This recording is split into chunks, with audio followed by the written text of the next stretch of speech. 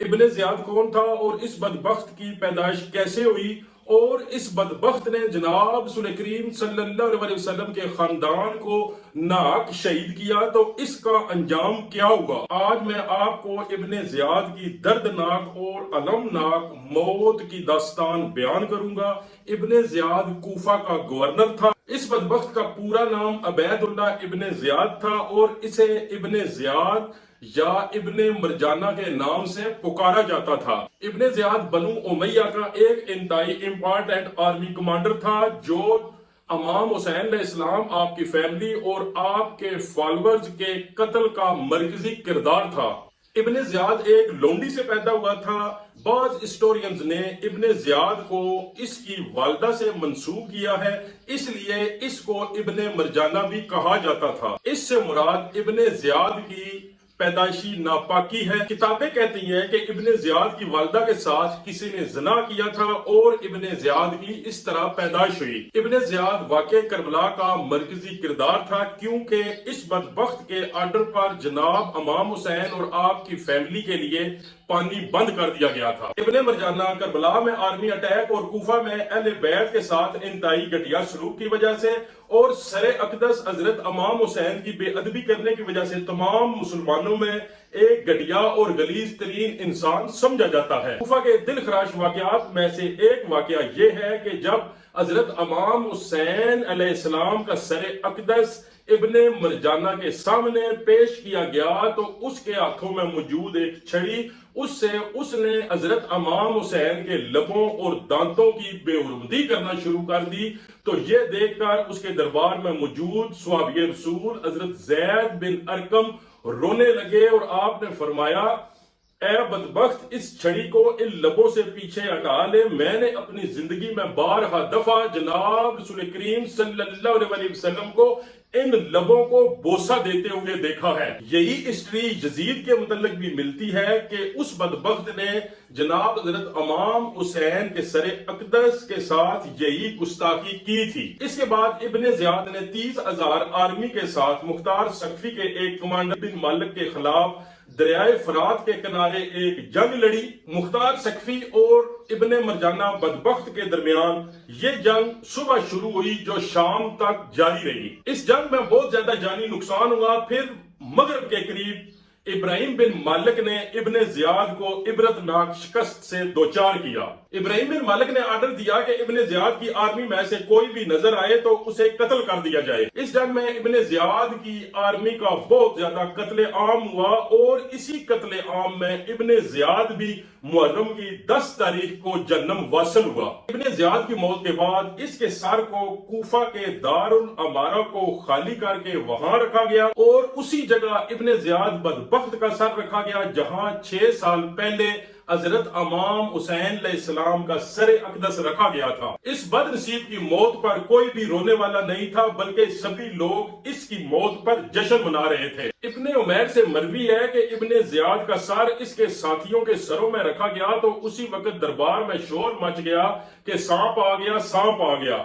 اس سانپ کی دہشت سے محل میں تمام لوگ خوفزدہ ہو گئے اور وہ سانپ تمام سروں سے گزر کر ابن زیاد کے ناک میں داخل ہو کر اس کے دماغ میں ٹھہرنے کی تھوڑی دیر بعد ناک کے دوسری طرف سے باہر نکل آیا۔ سانپ نے یہ عمل 3 دفعہ دہرایا۔ اس طرح کربلا میں اہل بیت پر ظلم و ستم کے پہاڑ توڑنے والا بدبخت اپنے انجام کو پہنچا۔ کتابیں کہتی ہیں کہ جب حضرت مسلم بن عقیل نے کوفہ میں حضرت امام حسین کے لیے ماحول بنایا تو یزید بن معاویہ نے بصرہ سے ابن زیاد کو ٹرانسفر کر کے کوفہ کا گورنر لگایا کیونکہ یزید کو پتا تھا کہ ابن زیاد کے دل میں نواسے رسول اور اہل بیت کے لیے بہت زیادہ بغض ہے۔ تو اس نے کوفہ پہنچتے ہی حضرت مسلم بن عقیل کو ان کے 2 کمسن بیٹوں کے ساتھ شہید کروا دیا۔ پھر حضرت عمر رضی اللہ تعالیٰ عنہ کو 1000 سوار کا لشکر دے کر حضرت امام حسین کا رستہ روکنے کے لیے بھیجا۔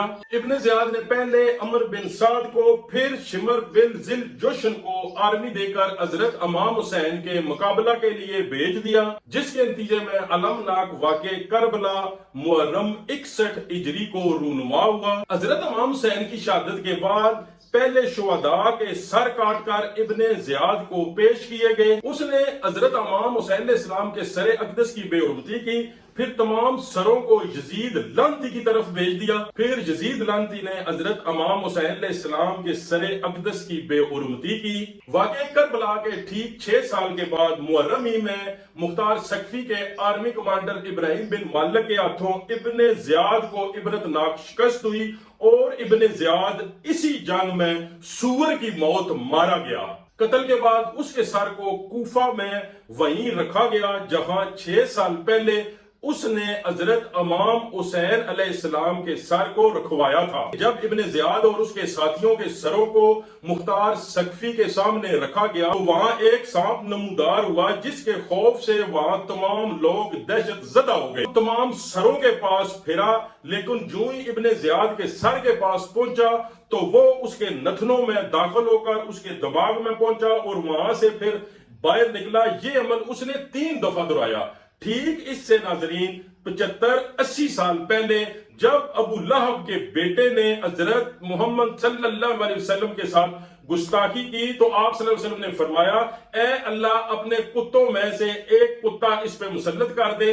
تو ابو لہب کے بیٹے نے واپس خوشی خوشی جب اپنے والد کو بتایا کہ میں نے یہ حرکت کی ہے تو ابو لہب نے اپنے بیٹے سے کہا کہ اب دنیا کی کوئی طاقت تو میں بچا نہیں سکتی، کیونکہ جناب رسول کریم صلی اللہ علیہ وسلم کے زبان مبارک سے جو بھی بات نکلتی ہے وہ پوری ہوتی ہے۔ اسی وقت ابو لہب تجارتی قافلہ لے کر جا رہا تھا جس میں اس کا بیٹا بھی ساتھ تھا، اور رستے میں جب شام ہوئی تو رات گزارنے کے لیے ایک مقام پہ ابو لہب اپنے ساتھیوں کے ساتھ ٹھہرا تو اس نے اپنے ساتھیوں سے کہا کہ میرے بیٹے کو سامان میں کہیں چھپا دو۔ رات کو ایک شیر آیا، وہ تمام لوگوں کے پاس گیا لیکن اس نے کسی کا کوئی نقصان نہ کیا، سیدھا ابو لہب کے بیٹے کے پاس گیا اور اس کا سر چبا ڈالا۔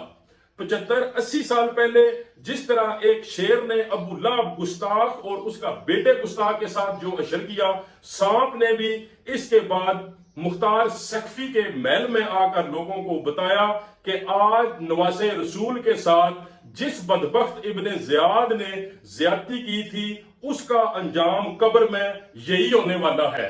ابن زیاد، شمر، خولی، سنان بن انس اور ان کے تمام ساتھی جو حضرت امام حسین اور اہل بیت کے قتل میں ملوث تھے، اللہ رب العزت نے ان کو دنیا میں ہی عبرتناک موت سے دوچار کر کے نشان عبرت بنا دیا، اور ان سبھی لوگوں کی لاشوں کو گھوڑوں کی ٹاپوں کے نیچے روندا گیا۔